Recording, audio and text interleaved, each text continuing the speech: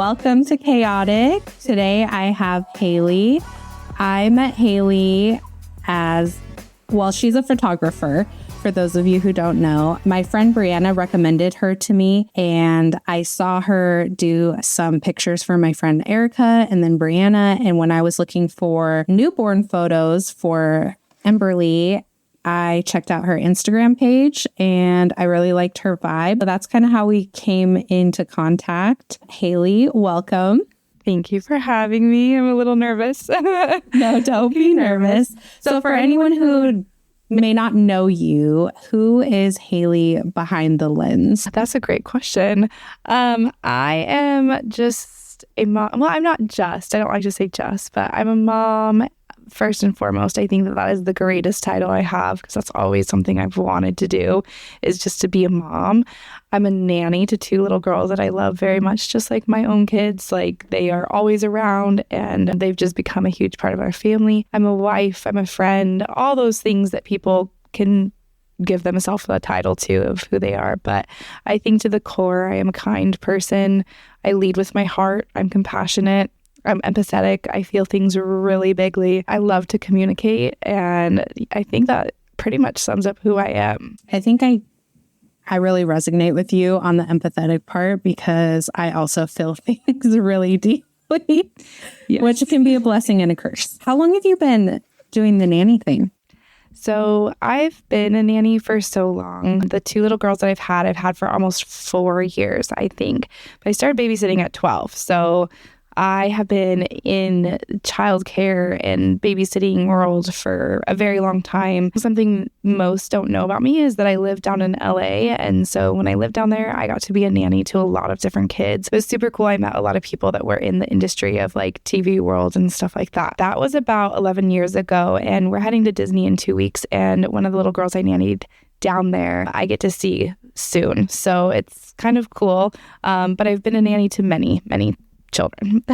That's awesome.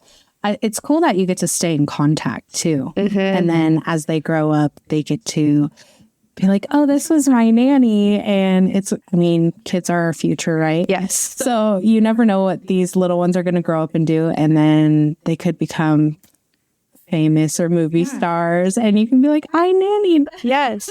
And it's so crazy because the kids, so I started at a daycare right after I graduated, and those kids are now graduating high school, and it makes me feel so old. Some of the kids that were in there are actually in college, and it makes me feel really old. It's just unbelievable that these kids that I watched when they were like 2, 3, 4 years old are now old enough to be in college, right where I was when I started with them, and just to see them grow and become like adults and contributing to society is just mind-blowing. How did Console Photo come to life? Yeah, that is a fun question for me to answer. So my best friend, Beth, she got into photography many years ago, and I have been a stay-at-home mom since I had my daughter. And I think when you have children, you really get wrapped up in just being a mom. It becomes your identity. And I think that it is so easy to lose who you are at the core because your whole world revolves around your children. And so I didn't really have anything for myself. I was a stay-at-home mom, and that's all I really did. And so I needed something to do besides that. And so she was like, well, let me introduce you to photography and I'll teach you. Just get the equipment I have and you can second shoot for me at weddings. I'll pay you. You can get out of the house, make a little bit of money, and have a new hobby. And I was like, okay. So I kind of just blindly trusted her and started this. And my hope was just to have this side hustle kind of that I did alongside her. My dream was never to have my own business. It was just to do something other than be at home with the kids. And when I started, I quickly grew. I know a lot of people. I'm pretty well established in the Spokane area. And so it was amazing how many people I knew just rallied around me and was like, okay, I want you for this, or I want you for this. And I never said no. I always let people know I haven't done that before. Like, I haven't done a birthday or I haven't done this, but if you're okay with it, I'm willing to do it. So I went in with a small dream and life just was like, actually, we're going to give you this huge like network, and you're going to build a business that you never dreamed of. So that's kind of how it all started, and that's how I'm here now. What would you say made you like really go for it though? Like once you started seeing that you had the network and you had people in your corner and wanting it from you. Yeah, I think it was just such a good creative outlet for me. I think I just was so like, wow, this is actually really cool. Like, it's not just taking photos. There's so much that goes into taking photos. And my thing, at least for me, my biggest thing is to have connection with clients and the people that I've been able to meet and network with. It's just been great. Like, I got to meet you and we've been able to connect and connecting to other people. And then not only that, like being able to document people's lives. Like, how special is it that someone trusts me to come in and document maternity shoots and then come in and document newborn shoots. And then soon enough, it's like 1-year-old photo shoot. And it's like, wow, this is so cool. I'm getting to document. So I think that that's what really drove me to just like wanting to continue, is being able to make those connections and document people's lives. Yeah, because I mean, once you become someone's like photographer, you're almost there for every stage. Yes. What do you think it is that made people trust you early on? Yeah, but I don't know. I don't know what I think that, like I said, I think communication is so important, and communication and connection. So if you're able to connect with your clients and make them feel comfortable and confident in front of your camera, that's important. And then also I have a girl that just had a baby recently and she's going through some postpartum depression, and I've been there and I understand. And so again, that connection, I've been checking in with her. So it goes beyond me just showing up to take photos. It's making that connection and checking in and growing those relationships. And I want my clients to know that I'm more than just a photographer making money. I'm there to take photos and taking pictures of those memories for that, or so that these moments can become memories to look back on, and that they have a friend in me. So I will say that you have checked up on me several times. yeah. And sometimes I can be the person that's like, oh, this is weird. I don't know. But I will say, like, every time you've messaged me, it's always been like so genuine, where I'm like, when we did the newborn shoot, I was, I don't know how many days postpartum, just in a fog. Yeah. I was really nervous and scared because I don't know if you remember, but Emberly had issues with her hearing. Mm-hmm. Yeah, I do. And we were going to get that checked out and to see, you know, like if she was going to pass her third hearing test. Yeah. And I was scared and I was not talking to anybody about it. And you were like, oh, hey, like, how is everything going? Yeah. I know it can be rough. And I'm like, oh my God, I can't hear. Yeah. And I'm sad.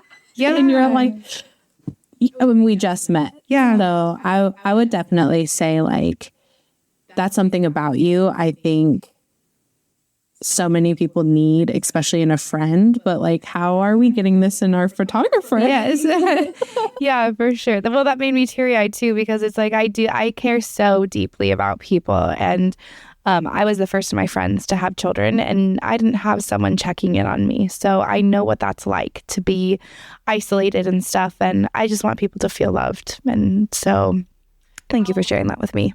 How old were you when you first had your kids? I think I was 24, which is not even that young, but like just out of all my friends. And then my husband deployed 2 months after my daughter was born. So like I was just in a very isolated, lonely place, and all my friends were still out partying and getting drunk and like having fun, you know? I can definitely relate on that aspect because I had my son when I was 20. Yeah. And then everyone started turning 21. Yes. And it was like huge FOMO, but like nobody was in that same stage of life with me. And then now I'm 30. Mm-hmm. Well, 32. Yeah. But it's like everybody's having kids. Mm-hmm. But I just had Ember. So it's like I was in a totally different stage of life back then. And then now I'm kind of like back in that newborn baby phase. And then now I kind of get to be there and enjoy that with my group. Yes. Yeah. It's weird being like the first of, your friends. I remember one of my friends had her daughter a few years after me, and I made like a meal train, and like I showed up and like did her dishes and stuff, and she apologized. She's like, wow, Haley, I'm so sorry that I did not show up for you like that. And I was like, there's no way you could even know that that's what I needed. Like, I didn't even know that's what I needed. So there's no reason to apologize. But I think you learn a lot when you're the first, and then you see your friends go through that. You're like, wow. Yeah, you're like, you know exactly how to be there for you. Yes, absolutely. Were there any moments that you doubted yourself when you started pursuing the photography as a business? Oh, yeah. I still doubt myself. I think that I get nervous between just like, I'm going to go shoot like a wedding. And it's like, this is very important moments of these people's lives. And I'm religious, so I say a prayer before going into these events that everything will go okay and everything. Or, I care deeply about people, and this might be a surprise to some, but I'm actually kind of a hermit. I like to be home. I like the quiet. I do care like very deeply about people, but I like to be kind of to myself. So when I go and I'm shooting families and all these things, usually on the way there, the car ride is very quiet. And then I show up and I get to be there, and it's not that I'm not enjoying it. I very much so enjoy it. I get back in the car and then I have to decompress. So I still get very nervous even about meeting new people or interacting and all those things. And then on top of that, documenting such important things. And then I get nervous about handing the photos back and making sure that they even like it. Or I think it's all a little nerve-wracking, and there's doubt all the time, but I also believe in myself. Something about you specifically, like you do really honor what you're doing. Like when you're capturing a wedding or, someone's newborn, I think you do honor like that responsibility almost. And I appreciate that specifically because I had a really bad experience with Kamaya. I know I told you a little bit about that. I was single mom in it, and I got pictures done for her at JCPenney because I was like, I put it off, and next thing I knew, like she was already 2 weeks old, and I felt like, oh my God, she's getting old. Yeah.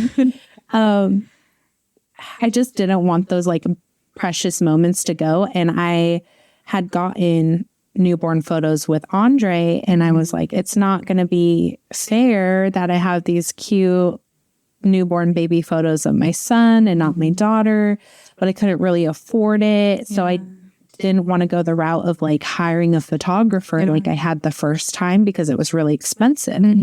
And to this day, my biggest regret, because the whole experience was completely negative. I showed up and I was expecting like what a newborn photo shoot would be like. And it, I guess, was only a slotted amount of time, but that wasn't communicated to me. The newborn baby, she was fussy and crying. And then like I had to nurse her. And then it was like a teenager who was taking the photos. And I was looking for like direction, like how do you want me to put my baby? And they're like, just like lay her on the ground. That's so weird. It was so weird. The photos showed it. She looked almost, I don't want to say she looked weird in them, but like she didn't have her best frame. Yeah, and she probably was uncomfortable because she's not in a comfortable place. Yeah, and I think that's what it was. It was uncomfortable, and you can almost see that in the photo. And she's so cute as a baby, but I hate the photos. Yeah. Like, I know they could have captured her better. And so when it came to Emberly, I was like, okay, like we have to do this, but we're running out of time. Like I didn't book anybody, and I was so grateful that you came. And then when I got them back, I literally cried. That makes me so happy. I don't know if you remember my message. I was like, this was so important to me. And it was, what you do is God's work. Let me tell you. Well, thank you. And I do want to add that like something that For me, I just think people will always remember how you made them feel. Like if I showed up and the photo shoot didn't go well, but I made you feel important, I could come back and be like, hey, these photos didn't turn out great. And you might be more willing for me to come back and retake them because of the way I made you guys feel. And I think that that's so important. And that's where that connection comes in. And for your photo shoot specifically, I had flown in from New York the night before and I was exhausted and I came in and I think I remember telling you like, it's okay if it takes an hour and a half. It's okay if you need to nurse. Like these are things that happen. Like you can't control the fact that your baby needs to eat, or if she poops, you go change your diaper. It's okay. And then we kind of ran out of time because you did have that appointment that day. And I said, that's okay. I'll come back later. And I came back later and got those photos because I didn't feel comfortable leaving without getting those. And so I may take longer than other photographers, but again, I will never leave a job without feeling like it's completed and making those connections. I know. I appreciated that so much. What were like the very first couple photo shoots like for you? I'm laughing because I really didn't know what I was doing. The first photo shoot was of my friends. They're a gay couple and they were putting together an adoption book. They wanted to adopt. And so they just reached out and I was like, I'll do it for free. And so they showed up. They looked great. They followed direction well. And rookie mistake, I forgot to bring extra memory cards. So my memory card ran out of space and that was that. I was like, hey, we are done. And that was really embarrassing, but they loved the photos and they were able to put it in an adoption book. And a few months later, they got a baby boy. So that was so cool. And then I did a mini photo shoot, like a day full of minis, and I only charged $50. I got my keys locked in my car. And so the first client, I was like, I'm going to have to give this to you for free because I can't make it because my keys are locked in my car. And then that whole day was just like one thing after another. It rained. I had never shot in the rain. Like it was just a disaster. And so I could have quit right then and there, honestly. I mean, it was just like so embarrassing. And then on top of that, I don't really know what I'm doing, but I learned from it. So yeah, I mean, those were the early days. And I'm like, okay, so you got all of that out of the way, like immediately, just learning. Boom. Yep. I heard someone say something. Let me see if I can remember the quote. I think it's along the lines of either I'm growing or I'm learning or my business is growing and learning. Yeah. Mm-hmm. Yes. I think that as long as you know that there is always room for improvement and the job is never done. Like there will never be a point where I know it all. Like I'm always going to be learning and growing. So I just have to take it as it comes. I think that's the good part about having like a creative job is like creativity is literally endless. Yes. You have 2 kids. You're nannying 2 kids. Yeah. How are you still standing? I don't know how I do it some days. The other part to that is that my husband works really long hours. I think one summer he pulled like, I don't know. He was working like 18-hour days, 6 days a week. And on top of that, we are a military family. He's reservist. So like on top of everything, I don't see my husband very often. So I think we just take it in strides, whatever comes. I'm a type B mom too. So thankfully that kind of leaves a lot of room just to be like, well, this is how it is. Like just never like taking life too seriously. Like there's always going to be dishes in the sink. There's always going to be laundry. Like my editing queue during the summer it's overwhelming because I have like last summer, I think I had 6 weddings. And then on top of that, photo shoots almost every single night. So like just balancing it all, it's just knowing that like I'm not balancing it. We're just gonna take it as it comes, you know? So like there's days I'm not standing, but a lot of the days we're just trucking on through. I was going to ask you if you had any like mom hacks to keep your home from combusting. No. Our house is so much lived in. Like if you come over, there's toys on the ground, there's dishes in the sink, there's laundry. Like, I think it's unrealistic at this point. I grew up in a home where my dad was OCD, and on top of that, we had a cleaner come every week. So growing up, everything was so perfect, and now I have my family of my own, and I'm like, how is this possible? And I stress myself out so much trying to just perfect like this routine and everything. At the end of the day, like, my kids are fed, people are happy. My home is, you walk in and go grab some food out of the fridge. I always have extra snacks. So it's like, I don't have tips. Like, just that, like I said, I'm type B. So I'm the Mary Poppins mom. If you need something, I've got it. And just know that life's too serious. Like, life is not serious enough to always have your dishes done and always have the laundry done. What you said, you're like the Mary Poppins mom. What does that like mean to you? Yeah, I always have stuff. Like, the other day, I met up with my friend for a picnic, and another one of her friends had dropped something off, and she brought dinner for her kids. That's all. I'm not, like, she's very type A. I always say I'm the type B friends because all my friends are type A. I'm the type B friend to all my type A friends. Like, they need a little bit of me in them, in their life, to spice it up a little bit. And I need them too. But she had just gotten done telling her friend, wait till you meet Haley and see what she brings tonight just for this little like picnic dinner.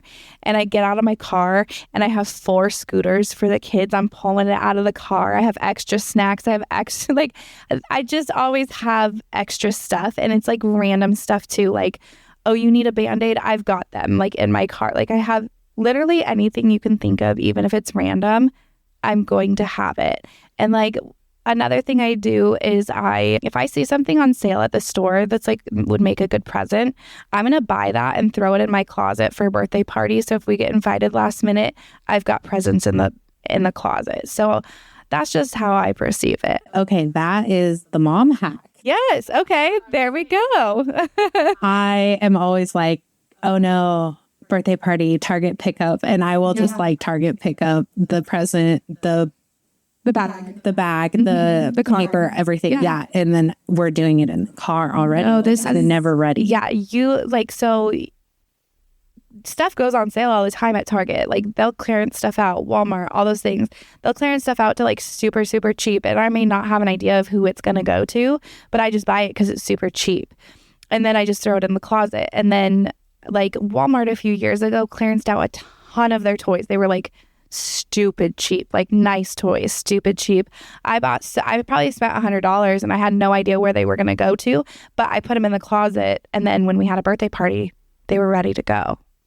So there you have it. Literally such a good idea. Yes. Or like if Hobby Lobby, sometimes they have like their little clearance aisle, you know?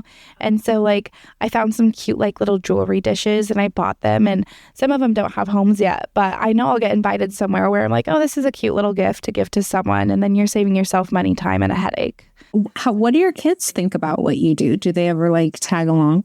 Yes, they do. Remy, she's my daughter. She'll be 8 this summer, and she wants to be a photographer like mom. And I've let her come to a few shoots. I have 2 cameras, so I'll set up one of my cameras for her and let her just do her thing. And it's kind of fun to see like her perspective and her height of like, we're different heights. So like her perspective and point of view is different from mine. She loves it. My son doesn't really. I mean, he just knows that mom makes money and money buys them toys, or like he just doesn't. Boys are boys, you know. He doesn't. But they have gone with me to a few photo shoots, and so like there's some horror stories there that I thought I would share later on. But you know, I'm a mom first, and sometimes they just have to come with me to photo shoots. Most of the times I can get a sitter for the kids, or I try, like during the summer, you know, the sun sets so late that my husband usually is at home, and my mother-in-law lives next door to us, which is the biggest blessing. So I can usually drop them off there and go to a photo shoot, but every once in a while I just don't have anyone to watch them. And there's been a few where the kids have had to go with me. One specific shoot stands out to me where we showed up, and on the way there, my son had to poop. And so we pulled over on the side of the road and he's like trying to poop. And like, it was just a whole thing. And then we get there and I brought a stroller for them and I set them up there with their iPads and snacks. I'm like, sit in here, don't make noise, like, don't fight. You guys are fine. Like, you have everything you can think of in here. You guys, like, there's nothing to worry about. Oh no, everything went wrong that shoot. I ended up offering to give this gal a free shoot and she goes, you are so real and so raw.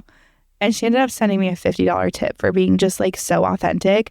I think my daughter peed her pants. Like, just everything. And like their snacks fell out, so they were crying. And like, I set them up for success and it was just such a failure. And then another photo shoot, my son came with me. He like pooped his pants and it's like, why? Like, why are we doing this?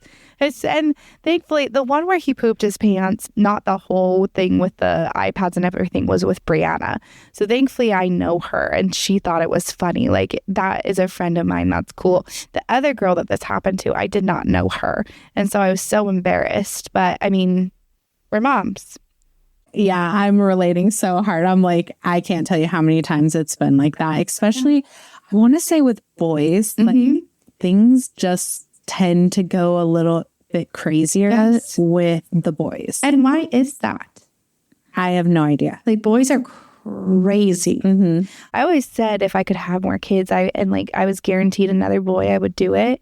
But now that he's getting older, like he's going to be 5 soon, I'm like, I'm just glad I didn't have any more kids because like my daughter was so difficult and he was so easy. And now it's just like flip-flopping. Like, boys are so rambunctious. And I think they don't care like girls do. So they're just kind of like, da-da-da, and like stuff happens. And you're like, what the heck was going through your mind? I know one time I let my son, when he was younger, he went with my friend to like, she was watching like a football thing or something. So they were outside. Yeah. And then she starts texting me and I pre-warned her and I was like, okay, listen, if he's acting crazy, like you need to check in with him. You need to like talk to him in the car before you get out and say, hey, this is the expectation. And then when you're in the moment, you need to remind him of that conversation you had in the car and say, remember when we talked about this?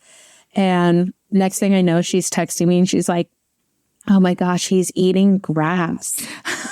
Then she's like, oh my gosh, he spanked Courtney.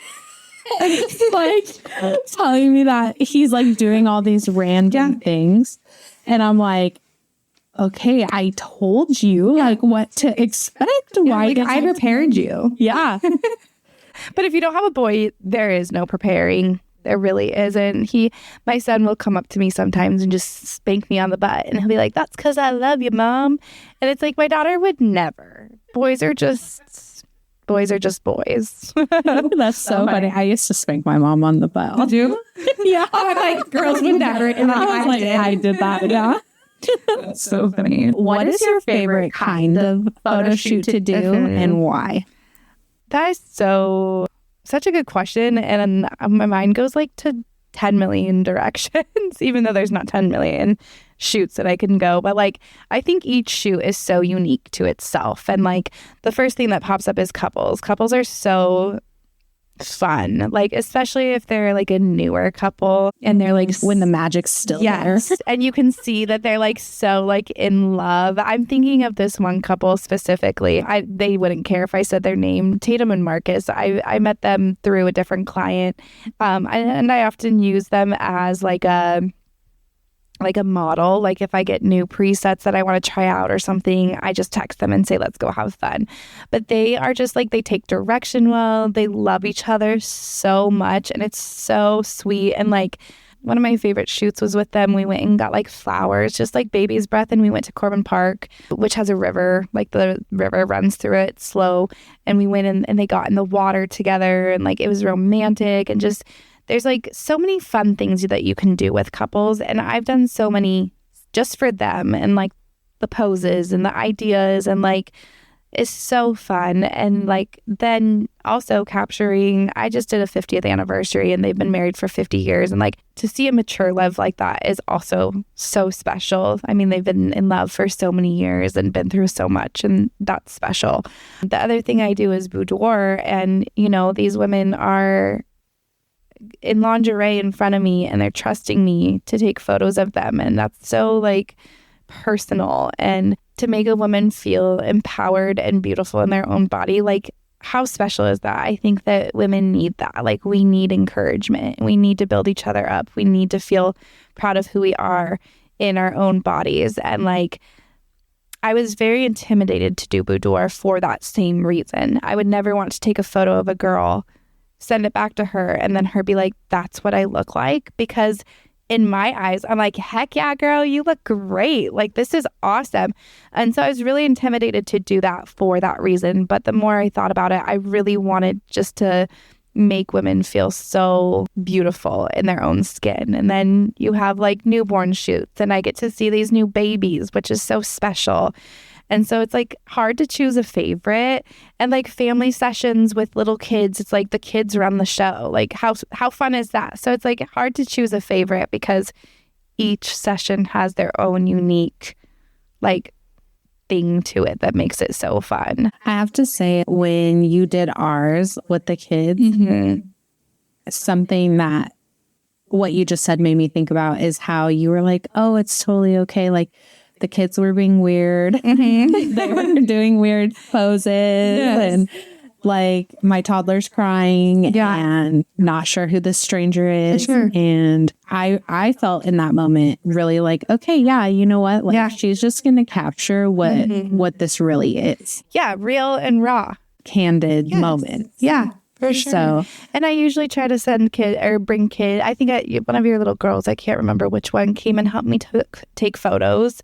Like one of them was helping me like push the buttons or something. Kamaya? Probably. Yeah. And so like trying to bring kids into it because they're like, who is this person? But my favorite photos are the candid photos. So like if your kids are being weird, I'm sure they're weird all the time. So like we all as moms, we want those picture perfect photos, you know, that to have and to hang. But typically what I hear back from moms is like, this captures their personality perfectly, you know, and it's usually the weird photos. Would you say that's what like draws you to that kind of style, like the candid? Yeah, because pictures aren't meant to be perfect. I mean, it's fun to have one perfect family photo, but like life isn't perfect. And it's like photos for me, in my opinion, are to capture personality and to capture moments. And so that's what it is. These candid moments are of families being families, you know? So that's definitely, or like couples, I'll go to a couple session and I can tell them to smile all they want, but it's when I tell him to smack her butt and he gets a smile on his face and looks at her a certain way. And that's the photo that I like because it's authentic. How do you keep boundaries between being mom Haley and photographer Haley? I think I'm still trying to navigate that because I get I should have stronger boundaries about when clients can reach out to me and stuff like that. But I really don't because I don't know I can structurally do that. Like I haven't found something that makes sense. And so sometimes the kids are trying to talk to me and I'm like trying to get back to a client or those lines are kind of blurred. So I don't really have a defined answer of how to keep mom and photography business owner because oftentimes they are blurred. And that's just, it is what it is being a mom, a stay-at-home mom that also works. I for myself, being a mom of 4, I can relate to that, especially being like an entrepreneur and trying to do things with kids. Like that's just life. So I feel like I have a lot of grace for that. Does that tend to be the feedback that you get? Yeah.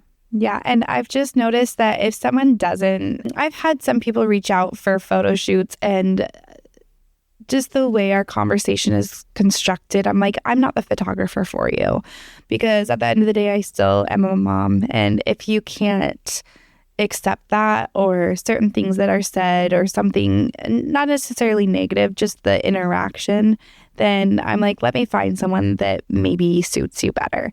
But most of the people that I have worked with are more than understanding. And so like, I'm a mom too, or there's been times I've had to cancel shoots last minute because a kid gets sick or an emergency comes up. And I haven't had too many run-ins where people aren't understanding, but there's a few. It's kind of weird how when you provide value like that and you tell someone like, okay, like maybe this isn't going to work out, and you're just like honest, and that's the value you're giving, it's almost like they want to pay you more. Absolutely. They're like, no. Yes. I want you. Yeah, because you're being truthful and honest and transparent. And the other thing is like, if your kids got sick and you had to cancel on me last minute, I'm going to understand. I do have a cancellation policy, but like, that's just, it's just set in place. But like, sick kids, I get it, you know, or like something comes up. I'm really understanding. I'm pretty laid back. So I think it's like sick kids are almost like a natural disaster. Yes. And of course, they're going to get sick the morning of the photo shoot. Or they're going to like cut their bangs funny the morning of the it's just weird stuff is going to happen right before. Oh my gosh, that's my nightmare. I have luckily not had any of my 4 kids so far cut their bangs. Mm-hmm. I hope that they never do. Cross, they do not. That would be a nightmare. So you talked about having the best tribe. How important has that been in your journey? I think that is the most important. Without my tribe, I'm really nothing. The tribe that I have is amazing. They love my children as if they were their own. They rally around me. They help me. They support me. And vice versa. And I don't think that we're supposed to do this alone. I think that we are supposed to have a tribe. I have my mother-in-law that lives next door. I have friends that are family. My mom's very involved. My husband's very involved, but he works a lot. So without them, it would be very, very difficult. What would you say to a mom who doesn't have that kind of support, but is still trying to like chase her dreams? I think that you have to find your tribe. I know that sounds cliche, right? But like get plugged in where you can. So like maybe you're not religious, so maybe this is bad advice, but like go to a church. There are so many churches that have young mom groups that are in the same boat. They're looking for their tribe. They're looking for support, or they're looking to give support to other moms. Or, you know, there's a lot of older people in this world that don't have family, that want to have a family. So even if you can find 1 or 2 people to be, your tribe doesn't have to be huge. It just has to be someone that you can count on. And yeah, just enough to help you. I wish I could speak more to just being like an individual that just does it herself. And that's, you know, boss babe mode, but boss babe mode also can be with your tribe. And so like, I don't have a lot of advice of doing it alone, because I truly don't believe that we're supposed to do it alone. And if it means getting plugged in at a daycare or a preschool or somewhere, putting yourself out there just enough so that you can find someone that you can relate to and that wants to help you, I think that there are people out there. Yeah, I'd agree. That's part of the reason for me like starting the podcast is when I was thinking about like, what do I want out of it? Like, and one of the main things that I was thinking I wanted was like community and finding my people, my corner of the internet, my fellow spirit animal. Yes. Whatever, you know, however you want to describe it. But yeah, that I think there are definitely people out there who are also looking for that. So that's a good point. And that can relate to you. Like it can be the smallest thing, but like, you know, you mentioned earlier about being on TikTok, and it's like I'm on TikTok all the time and I love what I see. Like there's so many people that will like rally behind a mom and be like, keep going. And even if it's on the internet of people supporting you and you need that validation there will be people out there that will be willing to validate you and encourage you. Yeah, I've seen a lot of that too, like on the internet of it will be the random stranger on the internet that will support you more than like the people in your hometown. Yes. And I think that probably speaks to other people out there who are actually looking to like have that community and connection. Yeah. And I'm a firm believer in like, what you put out in the world will come back to you. And so if you are at the store, like, and you see a mom that is just having a day with her kids, say something encouraging to her. Be like, it's okay, mama. Like, you've got it. Or like, I've been there and I see you. You're doing great. Hang in there. Like, it takes such a simple few words to encourage another mom, and it's like not hard to do. So I just feel like if you put that out, it will absolutely come back to you. Give us a good mom fail moment. Okay, I had to think about this. This was one of the questions you sent me, and I was like, oof, what do I even want to share? But I did think about one. Easter, I want to say my daughter's going to be 8, 7, 6. So it's about 6 years ago. She was almost 2, I think. Yeah. And I had taken her to my mom's house. My husband was out of town. He was at military training. And I took her over there and I went home and I put my phone on I don't even know where it was. And I was thinking, oh, I should probably check my phone. And I went and checked my phone and there was like 13 missed calls from my dad. And my dad does not call me, like, and I was like, well, what in the world? Like something bad has happened. And so I call him back and he was like, Haley? And I was like, yeah. And he was like very shaken up. And I was like, what is going on? He's like, Remy fell and she knocked herself out cold. And I was like, what? And he's like, yeah, she's in an ambulance heading to the hospital. And I was like, what? Like, I couldn't even comprehend what was happening. And so I felt like the biggest failure of a mom, because I wasn't there when she fell. And I didn't even have my phone on me to have them contact me when it did happen. But what we laugh about now is on the way to the hospital, she was with my mom went with her in the ambulance. And she had always called my mom Nana. Like, that was just her nickname, Nana. And she started calling her Nanny in there. And ever since then, it's been Nanny. And people ask us, well, how did she come up with the name Nanny? And it's like, well, she fell and knocked herself out cold. And that's how it came about. Like, she got a concussion. Now there's a good story. Yeah. But I did feel like just such a failure because, I wasn't there when it happened. And then I didn't even have my phone on me. But it's a pretty funny story now. I think we can all relate to just kind of having those moments where you're like not 100%. Yeah. Like, and I think that sucks as a mom because you can't always be there 100% of the time and be 100%. So yeah. And it's really hard not to beat yourself up over it. But yeah, I'm like, I could think of like 500 stories of things that I beat myself up over. Well, and mom guilt is so real. I lay in bed every night thinking like, oh, I was too hard on the kids, or, oh, I should have done this, but I don't know if your kids do this, but my kids always do it at the right time. You're beating yourself up and they're like, I love you, mom. You're a good mom. And you're like, okay. Like, yeah, I mean, I would say I've gone through some pretty like tough situations as a mom because there's a long period of my life where I was like a single mom and you're like navigating breakups or losing your job or getting written up at work for having to leave because your kids are being naughty and you have to pick them up from daycare. Like, I've experienced so many different things where it kind of puts you in a low point and then they're there to watch it. Yeah.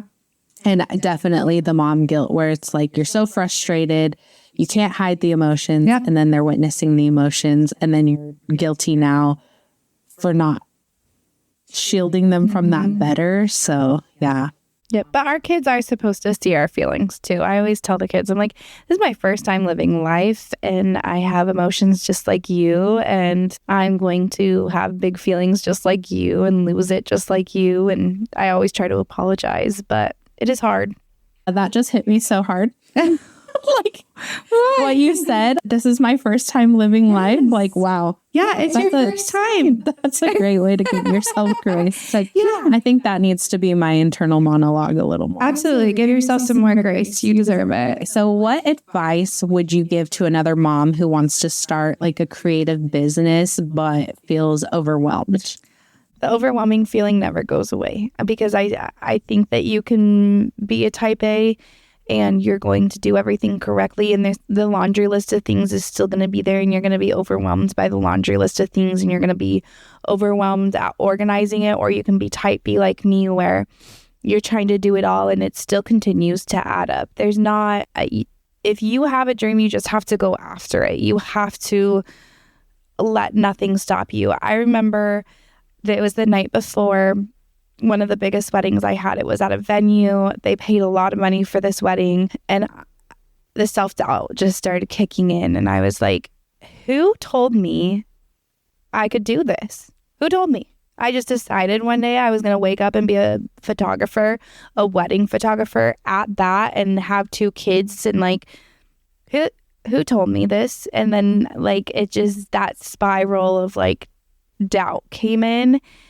And then my kids go to private school. So every dime I make goes back into it for my kids. So for me, my goal is to show my kids that they can do anything they put their mind to, and that everything that their daddy and I do is for them. We want to provide a good life for them and everything. So for me, it's just, even if you're overwhelmed, even if it's, crazy and doesn't seem achievable, you just have to put your mind to it and push past that feeling of being uncomfortable and doubt, because you'll surprise yourself. Like, I remember the day of that wedding, and I just woke up and I'm like, okay, I'm scared shitless, but I'm going to get up and I'm going to go, because I know that I'm good at what I do, and believing in yourself is huge. And so like, I'm not a cocky person. I'm not someone that talks highly of myself.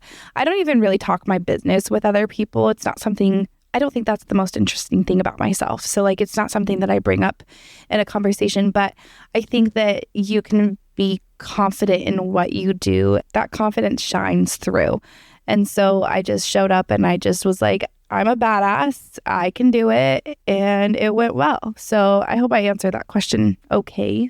So if someone's listening and they're thinking, okay, that sounds like me, like what would you say the first step is that they should do? Like if this is something that they wanted to get into or wanted to start somewhere. I don't know.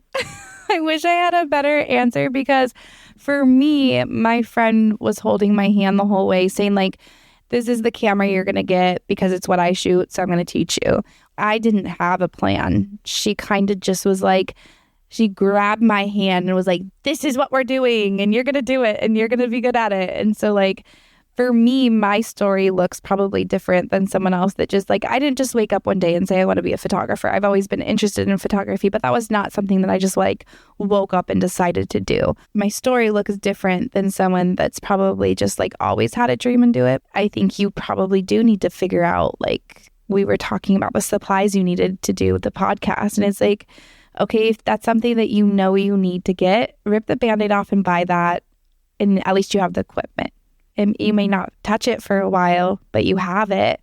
So, I mean, I think that's all I can offer, because I didn't really just draw up these plans myself. I'm very thankful for the friend that grabbed my hand and dragged me into it, but it wasn't something that I had always dreamed of doing and then did it. What would you say is next for you? Like any upcoming shoots or plans for your business? I'm kind of in a weird spot right now. Last summer, I had, I think like 6, 7, 8 wedding. I second shot a lot last summer too. I cannot remember all the weddings I had. And it was my second summer shooting weddings. And I was just like blown away. I was like, oh my gosh, I can't believe this many people hired me. And this summer I don't have any weddings. And so that's a little shocking to me, but that's okay. Like I'm okay with that.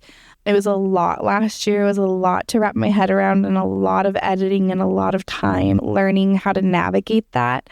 I have some weddings for 2026 already, which is great. And I think that small weddings will probably pop up. Things like that do pop up, that someone just wants like a quick courthouse wedding or something like that. And that's totally fine. So I think what is next for me is just kind of seeing where the wind blows me. I'm so laid back, and I know summer is a very busy time for photographers. People love summer photos. And so just kind of leaning into this summer with my kids and just hanging out with them, and then taking the next steps that I need to grow my business. I do think that networking is huge. So just seeing where I can get in and where I can meet new people. But other than that, my daughter's not going to go to private school next year. I think we're going to do a homeschool route. And so that's okay. I just want to spend summer with them. And now I'm not so stressed about like making that money to go to private school. So maybe this summer, I can just hang out a little bit more and just kind of seeing where it goes. I'm not going to push myself too hard. I'm just going to kind of take it as it comes. Where can people find your work and connect with you? The easiest place to find me is on Instagram. It's Console Photo, K-O-N as in Nancy, Z as in zebra, A-L, and then capital P-H-O-T-O. I should be able to pop up. Usually I'm the first one to pop up. Console's kind of a unique last name. That's where I'm at. I'm not really on Facebook. I mean, I have my own personal Facebook. People can add me there, but that's not where I do my work. Word of mouth is huge, and I put some of my work on Instagram, but it's not everything. I think that, again, connection and meeting people in real life and stuff. So that's where you can find me. Well, it has been a pleasure having you on today. Thank you so much. And that just perked my ears up about homeschool. Like, we're going to have you back. Yes. Yes. Because not a lot of people know, but I was actually homeschooled. Oh, you were? Yeah, for a small amount of time from like 3rd grade to 6th grade. Okay. And yeah, I have a lot of opinions on that. But we should chat because my daughter is... We're not going to homeschool my son because I said I would never lay the foundation of reading, writing, and math. I'm not doing that. My daughter is a spitfire, and I'm a little nervous, but I also just think that that's the best route for us right now. But it may be a very big mistake. But it could also be the best thing ever. So we'll check back in on yes, this. for sure. But, yeah, thank you so much for being here. Thank you for having me. Okay, bye. Bye.